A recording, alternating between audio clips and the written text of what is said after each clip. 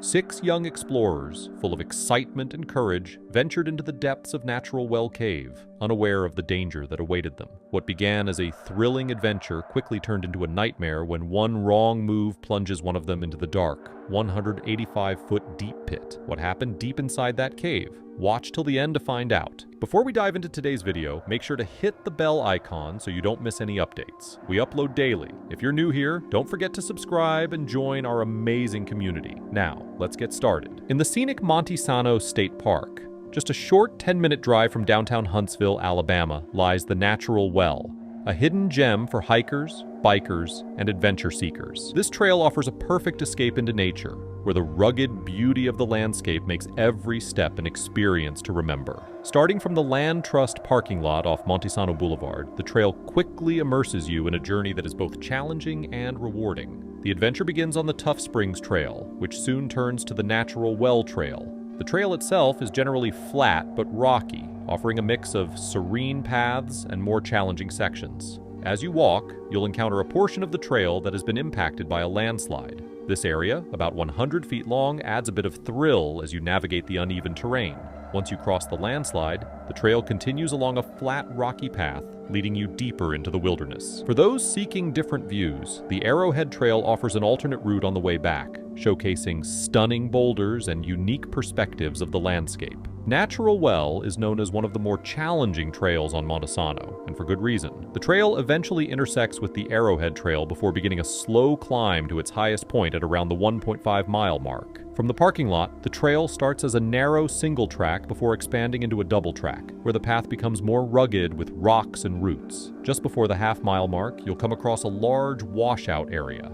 This part of the trail requires careful navigation as you make your way over downed trees and other obstacles. On the other side, the trail has also been washed out, but hikers have created a new path along the sides, making it easier to continue. At about a mile in, you reach the first intersection with the Arrowhead Trail. From here, the trail continues to climb slowly, eventually leading to the high point before descending into McKay Hollow. At around 1.75 miles, you'll arrive at the trail's namesake, the Natural Well. This large, vertical shaft cave is surrounded by fencing to ensure safety, as it drops a steep 150 feet into the ground. The area around the well has been built up to prevent accidents, but it's important to be cautious. After passing the Natural Well, the trail becomes much more difficult. Steep, rocky declines and more washed-out sections require technical hiking skills. Just before you reach the second intersection with the Natural Well Trail, you'll come across a beautiful waterfall which the trail crosses twice, adding to the natural splendor of the hike. The Natural Well is not just a scenic spot, it's also a significant feature for those interested in caving. However, rappelling into the well is not recommended unless you are highly experienced or accompanied by members of the National Speleological Society. For those interested in exploring more caves in the area, joining the Huntsville Grotto can provide valuable information and opportunities. This deep pit offers a unique blend of natural beauty and challenging terrain, making it a must-visit for anyone looking to experience the wonders of Monte Sano and the thrill of exploring Alabama's Natural Well.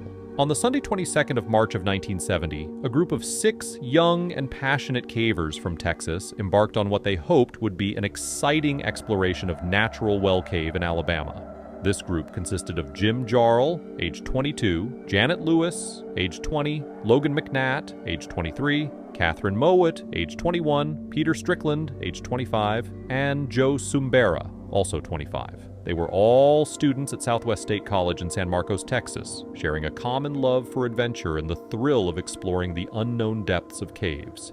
Natural Well, a pit cave with a staggering depth of 185 feet, was their chosen destination. Known for its challenging descent, this cave has drawn many experienced cavers over the years. However, it also demanded respect and caution, as the dangers of dropping down into its dark abyss were very real. For these young explorers, the cave represented not just a physical challenge, but a test of their skills and teamwork. The day began like any other adventure, filled with excitement and anticipation. The group reached the cave by early afternoon, eager to begin their descent. At around 2 p.m., they started preparing for the descent. The first member of the group, a male, successfully descended into the cave, setting the stage for the others to follow. Next in line was Janet Lewis, a capable and confident caver who was ready to take on the challenge. Janet approached the edge of the pit, her heart likely pounding with a mix of adrenaline and focus. She had 5 brake bars on her rappelling device, a safety measure to control her speed as she descended. However, as she stood at the lip of the pit, she encountered a problem. She hadn't yet placed her full weight on the rappelling device, making it difficult to feed the rope through. In an attempt to manage the situation, she removed one of the brake bars, a decision that would soon have serious consequences. With one less brake bar, Janet stepped over the edge, intending to begin her controlled descent. But almost immediately, she lost control. The reduction in friction caused by the missing brake bar sent her plummeting down the rope at a terrifying speed. Her mind must have raced as she struggled to regain control, her hands desperately trying to slow her rapid descent. The sensation of falling, combined with the dark and confined space, would have been overwhelming. As she falling downwards, Janet struck a ledge approximately 150 to 160 feet below, a glancing blow that likely slowed her fall, but not enough to stop it. The impact could have easily thrown her off the rope, but she managed to stay on, though her descent continued. The sound of her scream echoed through the cave, alerting the man who had descended before her. He rushed to the rope, but there was little he could do in those critical moments. Just as he reached the rope, Janet's body came crashing down onto the talus slope at the bottom of the cave.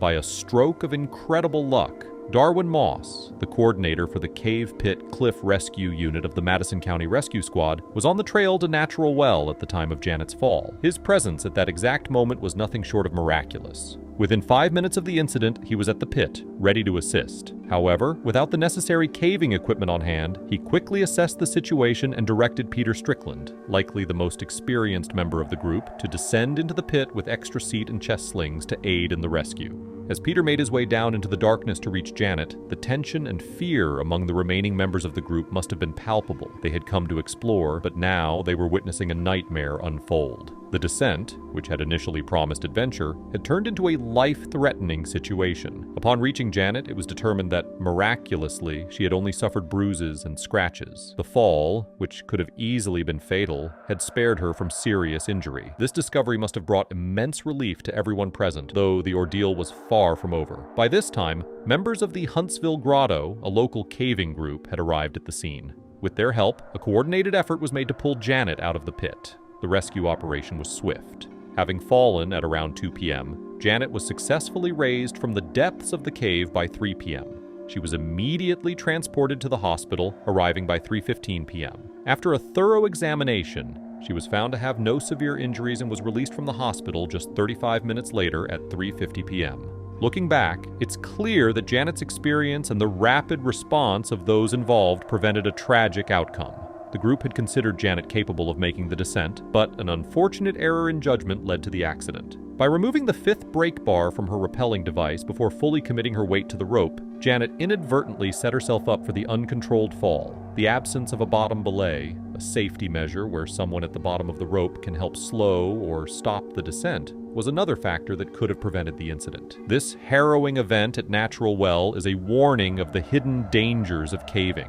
Even the most experienced explorers can make mistakes, and the consequences can be severe. The group from Southwest State College, who had come to Alabama seeking adventure, left with a newfound respect for the cave's unforgiving nature. For those passionate about caving, the allure of exploration is often irresistible. The thrill of discovering hidden passages, the challenge of navigating through narrow passages, and the beauty of the underground world all contribute to the fascination with this extreme activity. However, this incident underscores the importance of preparation, caution, and respect for the environment. The rescue at Natural Well was a testament to the bravery and quick thinking of everyone involved. From Darwin Moss's timely arrival to the expertise of the Huntsville Grotto members, the collaborative effort ensured that Janet Lewis's story ended with relief rather than tragedy.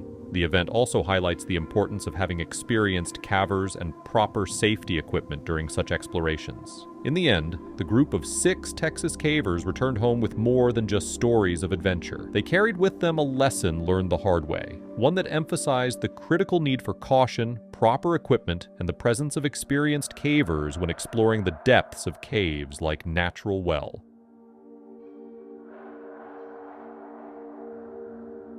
Descending into a deep, dark pit with icy water crashing down on you, trapping you below. Two cavers took on this dangerous challenge at Cassel's pit, but things quickly went wrong. As one caver struggled to survive in the freezing cold, the other waited above, unsure of what to do next. Hours passed, and the situation grew more desperate. What happened in that dark, hidden world beneath the earth? Let's unravel this thrilling mystery together. Cassel Cave, located in Pocahontas County, West Virginia, is a fascinating underground world that captures the beauty and complexity of nature. This cave is the largest in the county, with over 6.5 miles of surveyed passages and 4 entrances. The cave's diverse features include everything from large stream canyons to narrow, low crawls, offering a range of challenges for cavers.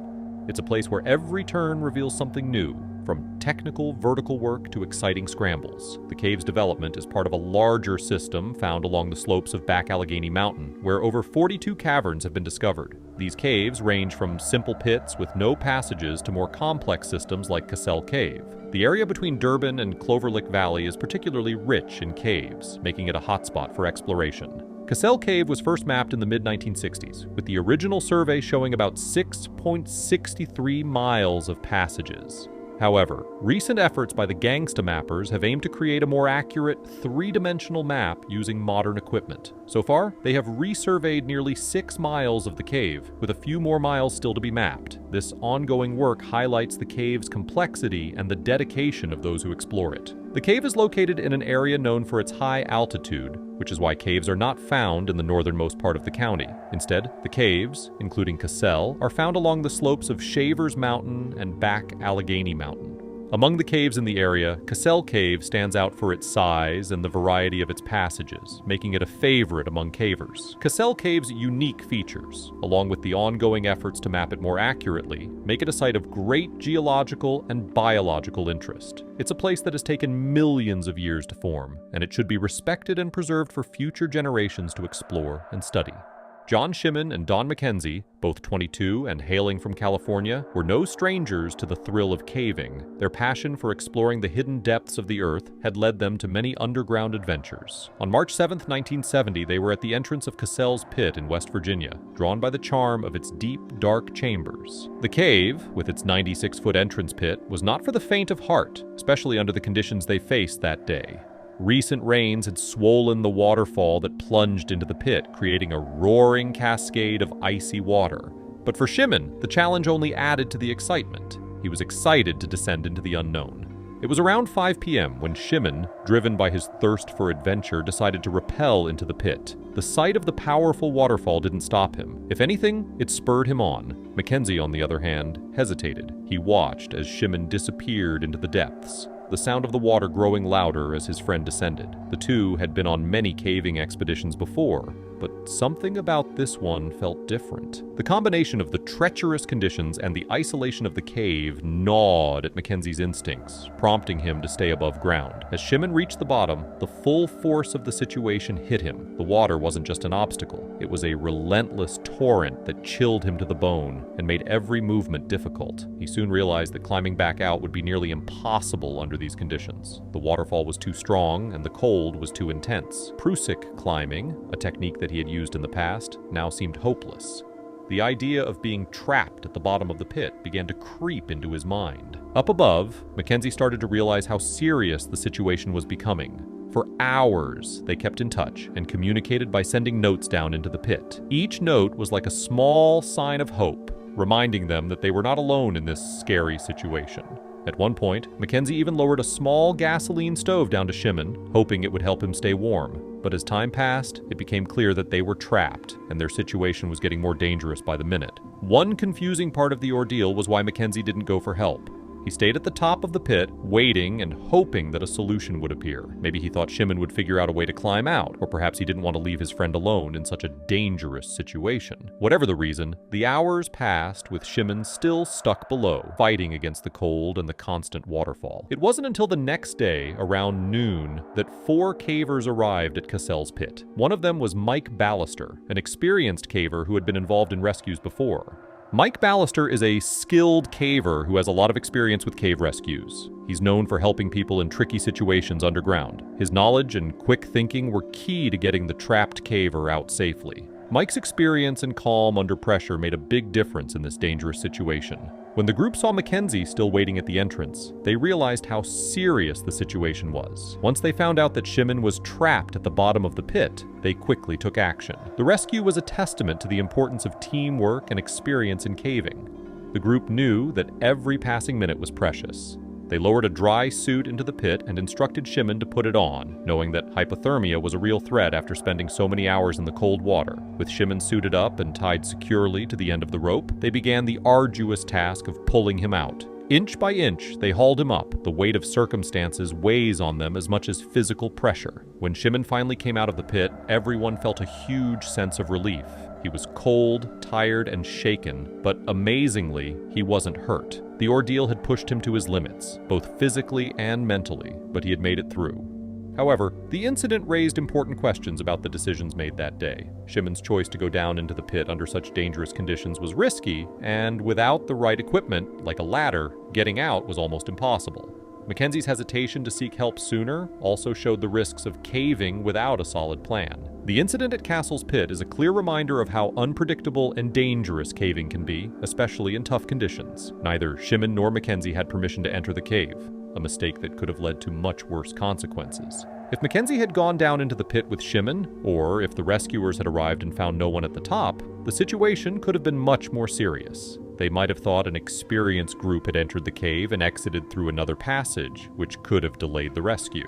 In the end, Shimon and Mackenzie were fortunate to escape with their lives. Their experience, while helpful, wasn't enough to protect them from the dangers they faced that day. The excitement of exploring nearly cost them everything. For anyone interested in caving, their story is a strong lesson in the need for preparation, caution, and respect for the unpredictable forces of nature hidden underground. Cassel's pit, like many caves, is a place of wonder and beauty, but it must be treated with respect. The events of March 7th show that even the most experienced cavers can find themselves in life-threatening situations if they underestimate the power of nature. The urge to explore, while strong, should always be balanced with wisdom and caution. For Shimon and Mackenzie, the adventure at Cassel's pit was a close call, one they will likely never forget.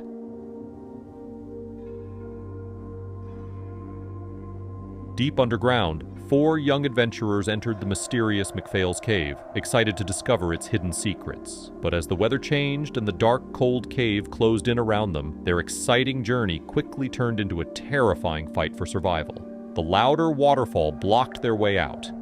They found themselves trapped. What had gone wrong in the depths of the cave? A race against time starts. Did the help reach in time, or would the cave claim them? The answers lay in the darkness, waiting to be revealed. Let's explore the mysterious depths of McFails Cave in New York, the longest known cave in the Northeast United States, with over 6.5 miles of mapped passages. This incredible cave is named after Thomas Alfred McFail, a professor at the Old Carlisle Seminary, who tragically lost his life there in 1853. His story adds an air of mystery and intrigue to the cave, as it is said that he met his untimely death at the entrance of the cavern. According to historical accounts, Professor McFail fainted upon coming into contact with the outer air and fell backward, sustaining a fatal head injury.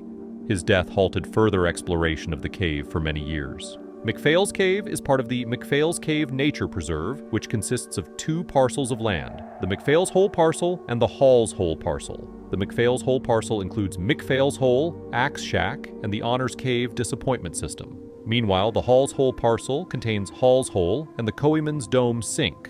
Although these parcels are landlocked, the National Speleological Society, NSS, has secured easements for parking and access, allowing for recreational exploration, scientific study, and further exploration of this unique natural wonder. However, it's important to note that McFails Cave is closed from October to May to protect the bats that hibernate there. In the early 1900s, John H. Cook attempted to explore the cave further, but he could not enter McFails Hole.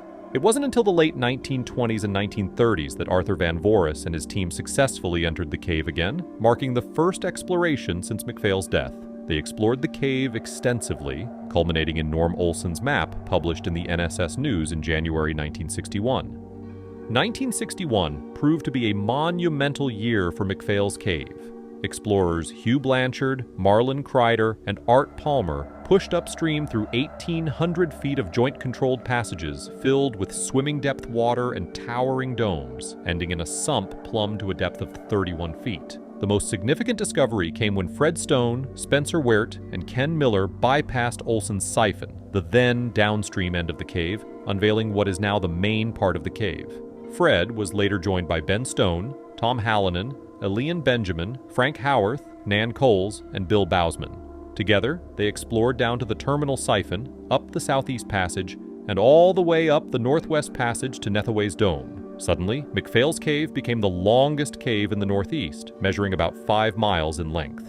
Later that year, the original McFails Hole entrance began to show signs of collapse, showing the need for an alternative entrance.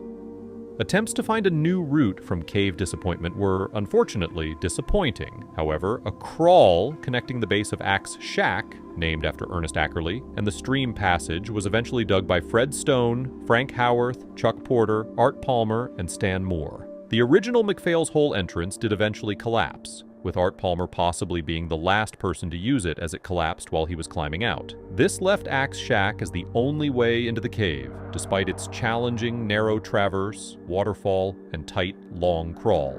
Despite these obstacles, McFails Cave remains one of the most fascinating caves of its kind. Fred Stone and other members of the Cornell Grotto purchased the cave entrance, along with an oddly shaped acre of land containing several pits and cave rights beneath the land over the cave. This was then presented to the NSS Board of Governors, and suddenly the NSS found themselves with a cave to explore and protect. In the chilly morning of March 16, 1968, 4 young adventurers, Gerald Alderman, 20, Ronald Soren, 23, Andrew Smith, 19, and Michael Geilman, 20 years old, embarked on an exploration mission to the McFails Cave in New York.